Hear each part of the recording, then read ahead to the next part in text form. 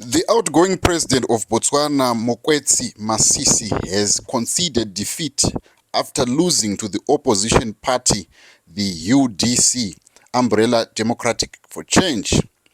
And this has happened now. He has only 2 seats, and this is him accepting defeat and talking to the media.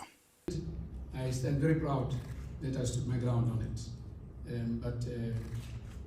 I'm proud of the agricultural programs we put in place, empowerment programs, we put in Botswana's first, and the structural adjustment we were getting into the economy. Now, I really enjoyed myself. It was tough work. I worked very hard. My typical day was very long. I worked 6 to 7 days a week, daily. I've been working hard since 2019, and trust me. So I think it may, unexpected as it is, it may come as a good time to rest. So that's it.